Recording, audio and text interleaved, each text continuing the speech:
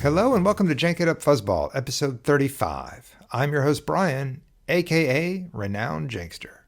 Hey everyone, I hope you're doing well. I am back to talk about a couple of decks that I had some fun with recently, playing in my casual games with my buddy Greg. Last time we spoke, I kind of paved my own trail of tears in terms of trying to pilot Old Man Han and Kira, and I had very little success with that, but I didn't mind telling you the tale of that of that particular duo. But at the end of that episode 34, I cracked a pack, and the rare from that pack was Jabba the Hutt, Renowned Gangster. And that is from the Way of the Force set. And I actually am quite fond of that character. He is affectionately known as Tickle Jabba throughout some circles because he was spoiled, I believe, from Mr. Chip of Discard to Reroll. And he kind of named him Tickle Jabba because it looks like Bib Fortuna is sneaking up behind Jabba as if to tickle him, which is really, really funny. But I like this card a lot. And way back on episode 7 of Jank It Up Fuzzball, not that I encourage you to go listen to it, but I do talk about one of my first incarnations of a deck with Tickle Jabba, Jabba the Hutt. And that was with Captain Phasma from this 2-player starter set. So again, if you're unfamiliar with Jabba the Hutt, Renowned Gangster, he is a character, scoundrel, and a leader. His points have been reduced. His points are 11 for single die, 14 for elite. He has 12 health. And his die reads 2 focus, 1 resource, special, blank. And the special reads, deal indirect damage to an opponent equal to the number of dice showing a special, including this die. That is my kind of jank. You're trying to stuff as many dice cards into a deck that have specials. And then the dream, obviously, is to just pop off with really big swings, getting specials on the table. And so it has been a long time since I played with this particular Jabba the Hutt, but cracking that pack on the last episode really got me thinking about what could you do with some of the newer cards, newer characters. And so I set out and came up with 2 variations. I came up with a red variation that's different than Captain Phasma, and I came up with a blue variation. And so Greg and I got together this past weekend, as we do, and we decided to play some standard. And just a reminder, when Greg and I play, we're doing this obviously social distancing style all through TTS, but we only play with cards we physically own. So, we don't just build whatever we want. We have to make sure we have the cards so that we can play the cards. And so I have 2 decks I want to kind of talk you through. And, maybe you'll have some feedback for me. We'll see. And then Greg, of course, showed up with decks of his own. And I'm going to give you kind of the recap on things that I thought were interesting or exciting. And and it was a lot of fun. So the first one, I did a red version, and I paired Jabba the Hutt with Arenda Price. And so Arenda Price is the unscrupulous governor, and she is red, as I said. She is 13 points elite, and she has 10 health. So 14 and 13, that leaves me 3 points for a plot. But first, let's talk about her die sides. She gets a 2 melee, a 1 discard, a 1 resource, special blank. So you gotta love those 2 specials. And the special reads, turn another of your dice to any side. If you control the battlefield, you may resolve that die, increasing its value by 1. So if you control the battlefield, you may resolve that die. So that's important, right? So you get a little action cheating. If you have the battlefield, not only can you resolve that die that you just focus, you can also increase its value by 1. So that is pretty cool. And, red gives you access to a lot of cool stuff in terms of mitigation and whatnot. But I had those 3 points, and I was like, what am I going to do with these 3 points? There's not a whole lot of really exciting things or something that would break it. However, enter transformations. I decided that I would put in a single sweeper droid infiltration. So just a refresher, this is a villain red plot from Transformations. After setup, if this plot is elite, add an additional copy of it to your team. I was not using an elite, so we can skip that. Action, play an event from your hand to reroll a die, then flip this plot. Okay? And then on the opposite side of this card is the demolition droid. It is a plot bomb. The action reads, play a non-event card from your hand to deal 1 indirect damage to an opponent. If 2 or more bomb plots are in play, you may set them all aside and deal 4 indirect damage to an opponent. If you do not, flip this plot. So again, I'm only running 1 of these, but if there are dice in the pool and I play an event, I can use the action on the sweeper droid infiltration to re-roll a die, and then this flips over, and the next time I play a non-event card, I can use the action again, and that will deal an indirect to Greg, and then this flips back over, And so you can see the idea is just kind of going in between, giving me some reroll capability on my dice or his dice as mitigation, and then hopefully peppering him with damage. So as I built this deck, now that I had the characters in the plot, I put in as many dice that I could in terms that had specials. So I'm just going to run through a list. I ran 10 upgrades, all one ofs. So that's just kind of how I roll. I had a bartering, a formidable, Hunter Instinct, Inferno Squad, ID-10 Seeker Droid, Mastermind, Skilled Tracker, Sonic Detonators, Tobias Beckett's Rifle, Underhanded Tactics, and Unscrupulous. And then I had two supports. I played 2 copies of each, Cultural Records and TIE Bomber, so 4 support cards total. And then I had 16 events. Counterintelligence, 2 of Doubt, 1 Electroshock, 2 Face the Enemy, 2 I'll Handle This Myself. And if you're like, what is that? That is from Covert Missions. Turn one of your character dice to any side. If you control exactly 1 character, you may resolve that die. So it costs 1, but it gives you a little bit of focus for a cost. I have 2 Logistics to get me more money. I have 2 Rally the Troops. And you're like, I don't remember what that is. That's Spark of Hope. It's a red villain event. It costs nothing. Choose a character subtype. Then either re-roll any number of dice that have that subtype or resolve 2 of your dice that have that subtype. Now, both Jabba the Hutt and Arenda Price are leaders. So there you go. I have 1 copy of Test of Character. That's from the starter set. Well, not from the starter. It's from Allies of Necessity. Choose 2 dice that share a subtype, yours or an opponent's, and then turn one of those dice to any side and re-roll the other. And then I have 2 copies of Truce. So there you have it. That was my plan, just to go out aggressive. The battlefield with Salt Flats, because again, I have 2 leaders and the power action on Salt Flats. Turn a die to a side showing a blank, or turn one of your leader dice to any side. So I was pretty geeked about this. This was the first of the 2 builds I had. I started with that one. Greg showed up, and he showed up with what I thought was a really interesting and suddenly pretty scary deck. He showed up with Padme Amidala. So this is the Resolute Senator with all the indirect damage.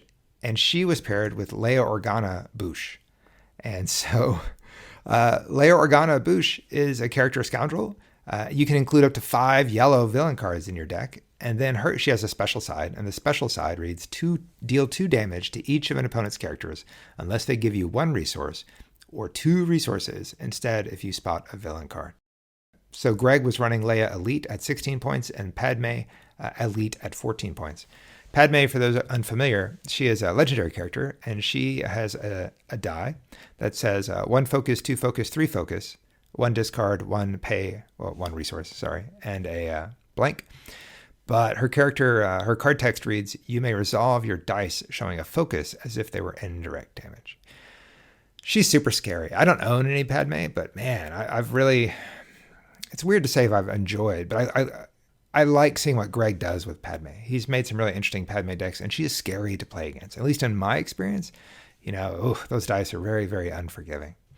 So the first game didn't go great for me, and I should have known it wouldn't have gone great for me. But Greg got out a villain card on Bouche really early. And so he actually played one of the cards in my deck. He played Underhanded Tactics, which is a yellow villain ability. And so that's fine. But then he also got Rex's Blaster down on Padme.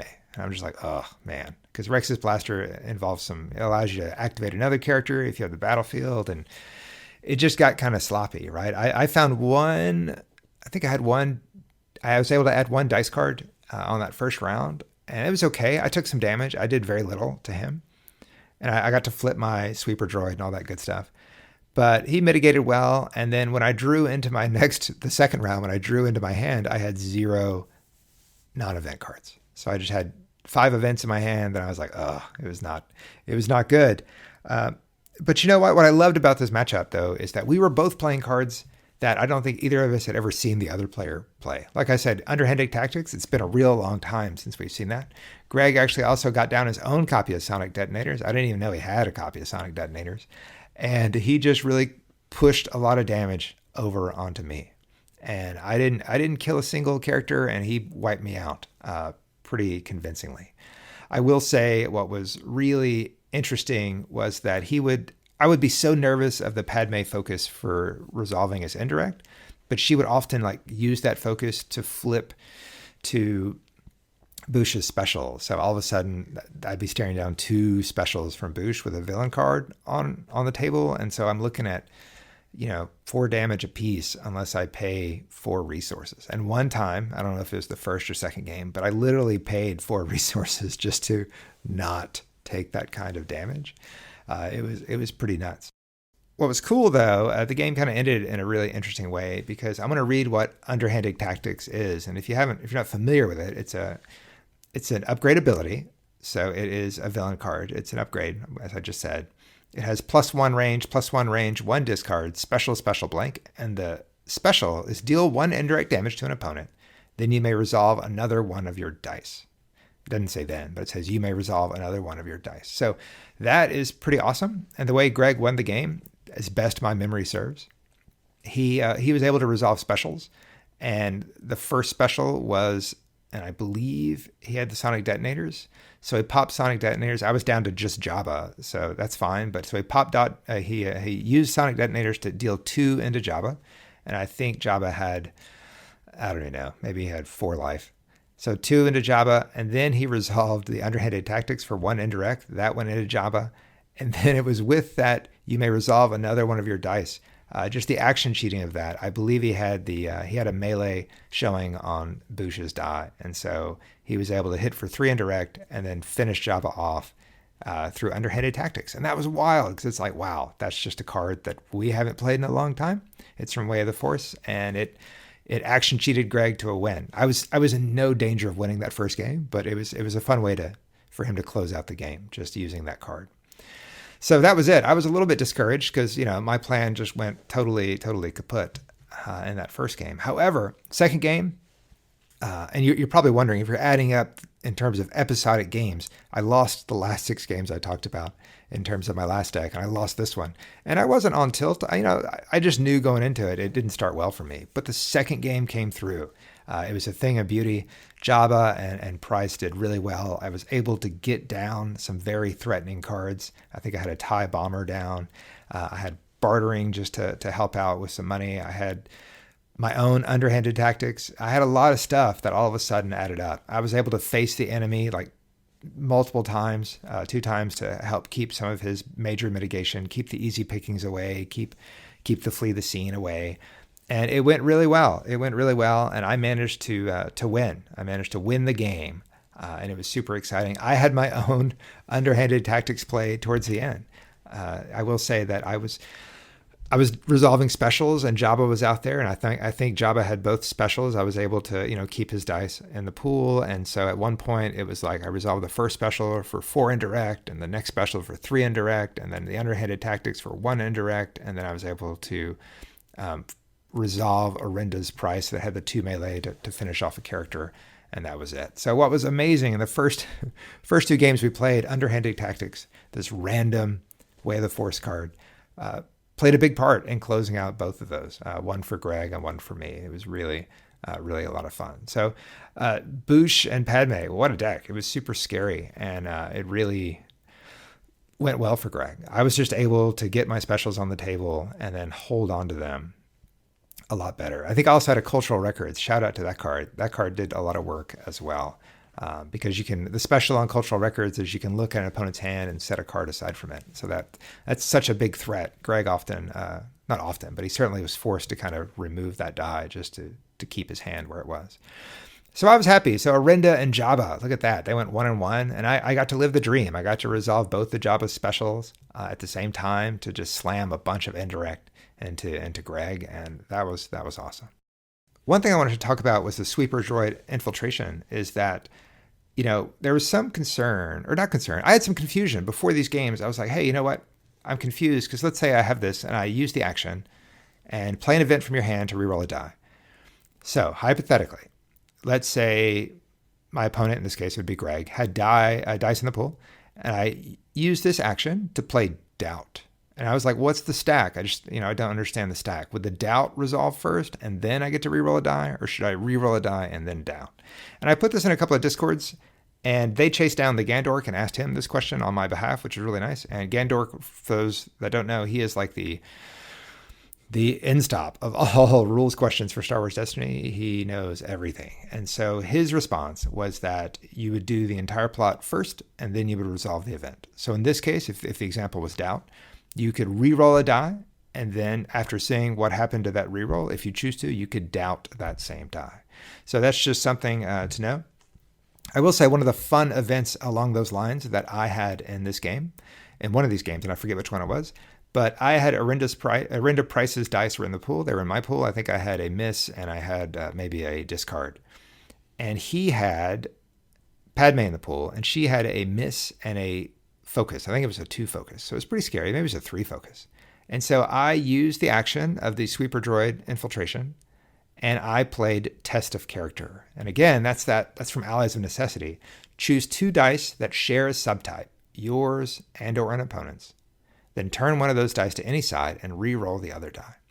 So I was fully prepared to use that for defense, to fight against Padme and her dice.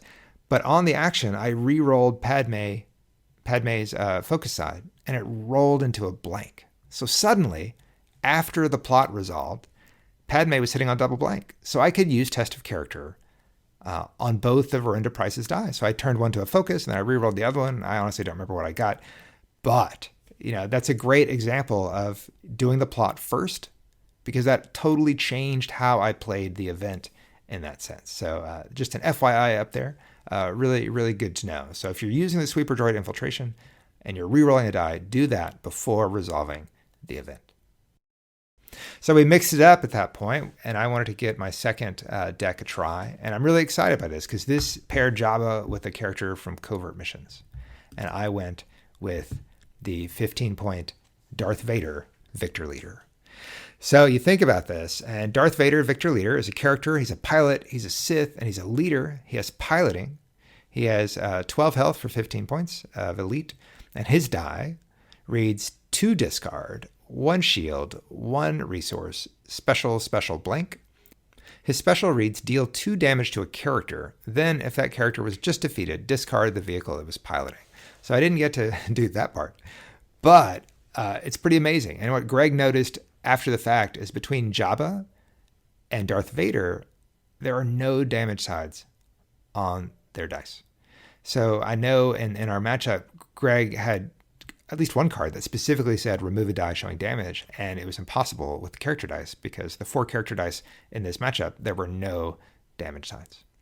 So real quick, I told you about the characters. There was no room for a plot. It was 29 total character points. No, I didn't want to run anything for 1. I don't think I had anything to run. I kept Salt Flats because, again, it's leaders. They're both leaders. I have 11 upgrades.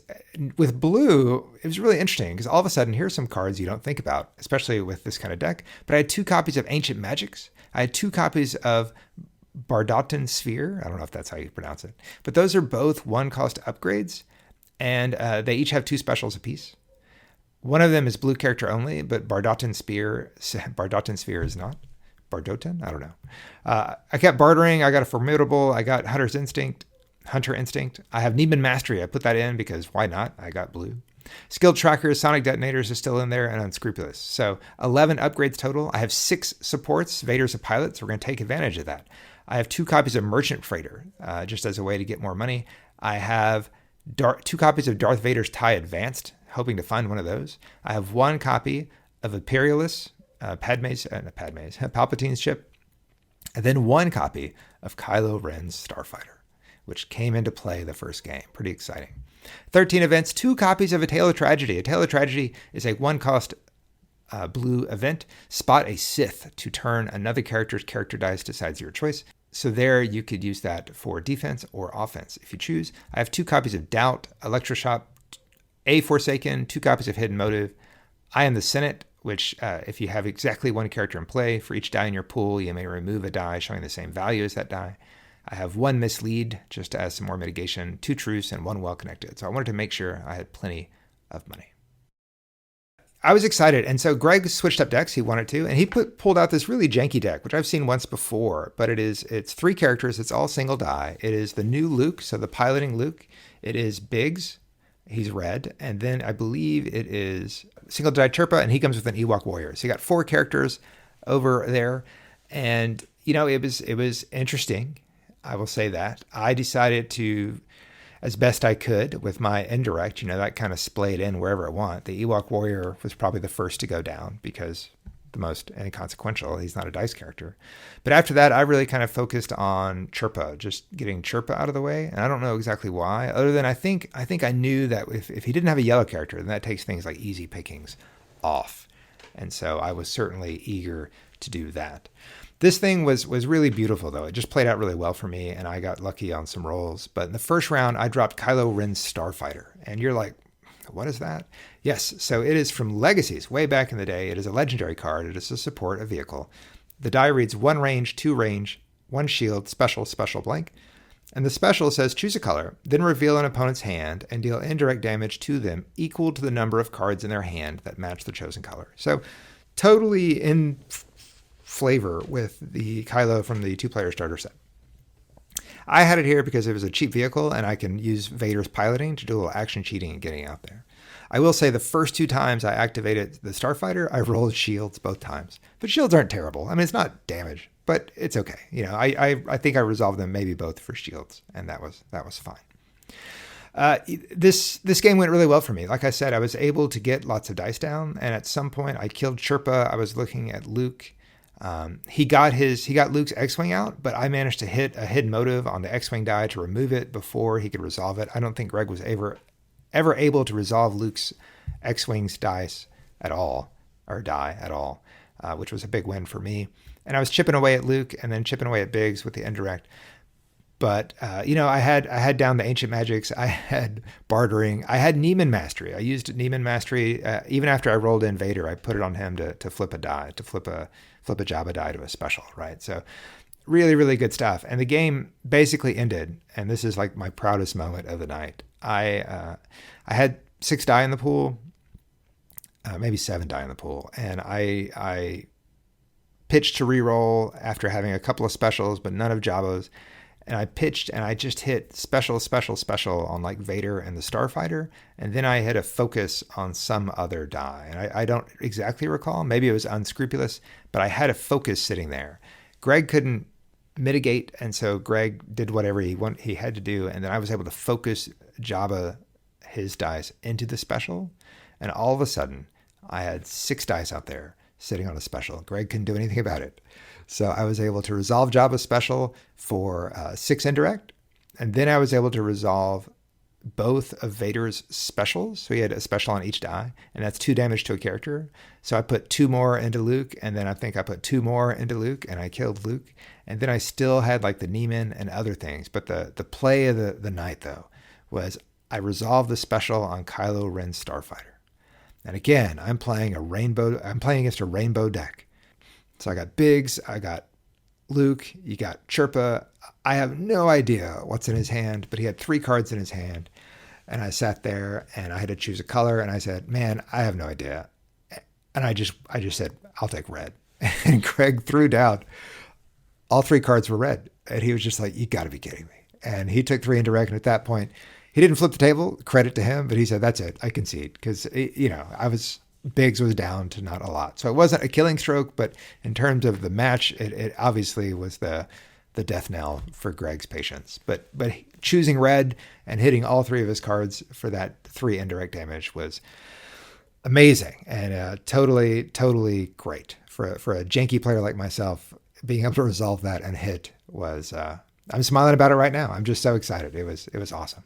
So after that matchup, I decided to run this deck one last time. I was feeling good, cloud 9. Greg pulls out another deck.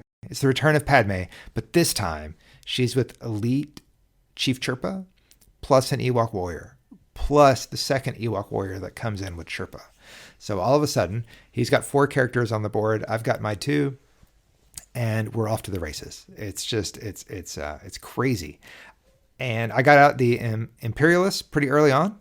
And that was cool. And I got some other cards out, but I think Greg wisely put down the red downgrade. I forget the name, but any indirect damage you deal has to go on that character. So forgive me for not knowing the name of that card.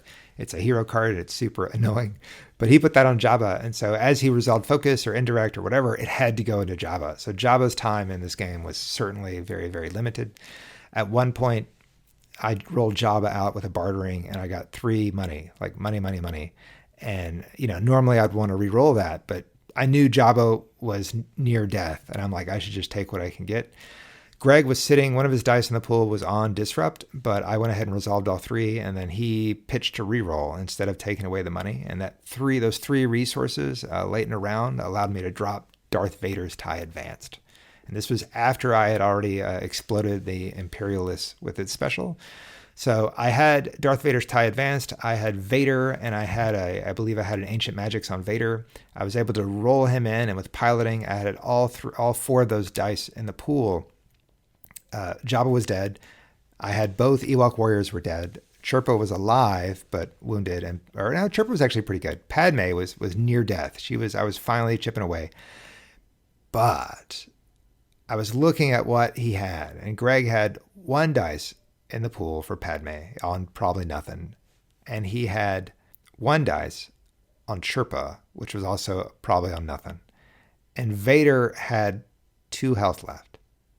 Or 3, maybe 3 or 2. He was weak, and I just activated him. I rolled him in. I hit the 3 indirect on the TIE Advanced, and then I had 2 other things on Vader. It wasn't damage, but maybe it was a shield, and even may have been like a money, and then maybe I had a special on the Ancient Magics, but that's just deal 1 indirect damage. So I'm sitting there. I had dice in the pool. I had options, but I knew that if I resolved any of my dice, Greg had the battlefield. He had Salt Flats, and he had Padme's die still in the pool. And so he could use Salt Flats to focus. She's a leader. He could use Salt Flats to focus her die to the 3 indirect, and that would be lethal against me.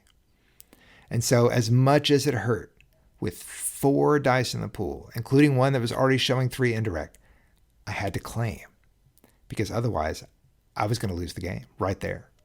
So I claimed, and Greg congratulated me on the decision. He said, I didn't think you'd see it.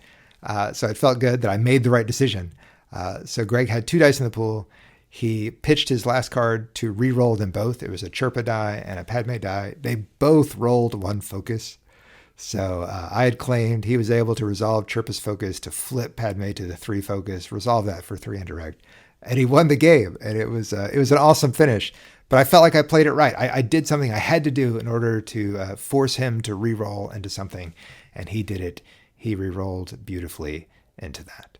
So tip of the hat. You know what? Both my Tickle Jabba decks, they went 1-1, and I thought they were really, really fun. I challenge you. This Vader Jabba, I think it has legs. I think it's got some cool potential. There's no damage sides, but man, the way I beat up on his rainbow was pretty awesome. And again, I put some real damage in the second time around, but Jabba just couldn't stay alive with the target on his back, unfortunately. But you can probably hear the excitement in my voice. I mean, it was a great night of Destiny. I didn't go 0 for 6 or something like that. I won 2, I lost 2. We played one more game after that, and I played a janky Gideon Hask IG-88, and he played Elite Boba Fett and Elite Forlom, and that's such a punishing deck. If you can't kill one of those characters before he's able to kill off one of yours with bounties on it, it just gets messy. And what a great deck! Maybe I'll invite Greg on to talk about that, because that is his yellow builds are really fun. I think I should have Greg on anyway. Y'all are probably missing Greg at this point, but I want to get Greg back for sure. As a matter of fact, tonight, as I'm recording this tonight, we're cracking the second half of our Awakenings boxes. It's our first time through Awakenings, so maybe we'll do an episode on our first experiences with the Awakening set coming up. And I know we'd all love to have Greg back. All right, so there you have it. Look at me. I'm sounding more hopeful. I won some games playing Tickle Jabba. Shout out to Mr. Chip and Discard to Reroll. I would love it. If you have interesting builds with Tickle Jabba, you should certainly send them my way. I would love to see them. Okay, so we're going to wind this down as we do. But you know what? I'm going to do something a little different. I'm going to throw a curveball, and I'm not trying to scare you off or anything. But having a podcast costs money. And so think of it as an advertisement in a sense. This is something, if you ever read the show notes, you've seen it. If you ever look on a web page and scroll down, you've seen it. But I am a user of Rakuten, and Rakuten is simply a cashback system when you shop online. I shop a lot online, just various things. Even if I shop online to pick it up, PetSmart. We adopted 2 new cats over the summer, pandemic kitties, and they need lots of things. And so I would constantly shop through PetSmart, but I would order it online and I would go and pick it up. But using Rakuten, you get incremental cash back, right? It doesn't cost anything to join. And simply you get like 1%, 2% back on all purchases. And over time it adds up, gives you a little play money. For someone like me who likes to look at value for, say, Destiny, I use this kind of play money to buy me more cards or buy me more boxes and whatnot. So here's the deal. If you join Rakuten using my referral code, then once you spend $30 using the Rakuten, I use it as a plugin on Chrome. So once you spend $30 on anything you want, it could be eBay purchases, it could be, like I said, PetSmart. They have lots and lots and lots of retailers. Then both you and I get $30 in Rakuten cash back. Now, I will tell you up front, you don't get this money immediately. They basically send out PayPal checks, so to speak, maybe 2 or 3 times a year. So it's not something that's going to line your pockets immediately. But I will say that $30 will pay for 2 months of hosting for Jank It Up Fuzzball. So, that makes a considerable impression on what can happen. So if you're interested, if you're like, hey, it doesn't cost you anything and you know that you'd be supporting Jank It Up Fuzzball, then give it a shot. You can get some research, but the affiliate link will be in the show notes. It's also Rakuten.com/r/bpiana. So that's B as in Brian, Piana is Piana. Rakuten is spelled Rakuten.com/r/bpiana. How's that for in-pod advertising? Anyway, if you can do that and you want to join and you spend money and you like it, awesome. I have, cashback wise, I've earned almost $91 over the life of Rakuten. And that's not game breaking, but that buys a lot of Destiny stuff if I want to. So there you have it. Now let's crack it back. I am on such a high from cracking that Jabba and using that Jabba that I pulled last episode to kind of create the content for this episode. We'll see. This is, again, another Way of the Force pack that I bought on the cheap at the local Barnes & Noble. And let's see what we get. It's probably yellow. I think I've cracked a yellow die with every one of these. It is red. It is a red dice. And it is a character. So 2 characters in a row. That is awesome. It is Gungan Warrior. All right. I have a Gungan, but now I have dose Gungans. Gungan Warrior is red. He has 6 character points. He is a hero, of course. He has 6 health. His die reads 1 melee, 2 indirect, 1 shield, and 1 resource, and 2 misses. But if you've ever played with Gungans or Boss Nass or Jar Jar, then you know that sometimes those misses can actually be in your favor. But a Gungan Warrior, this is awesome. When I first started playing Destiny, this must have been back in the summer of 18, back when they had store championships.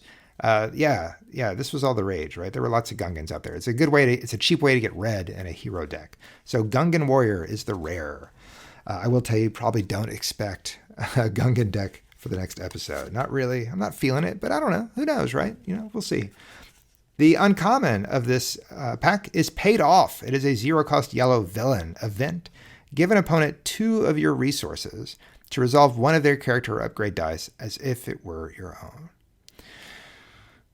Man, let's talk about that. So the card itself doesn't cost anything to play, but you have to give an opponent 2 of your resources. So that's a net 4 swing, right? You're down 2 and they're up 2, but you get to resolve one of their character upgrade dice as if it were your own. So you get to take the benefit of one of their dice and, get rid of it from the pool. I don't know. I've never, outside of Sealed, I've never played this card because it just seems super expensive.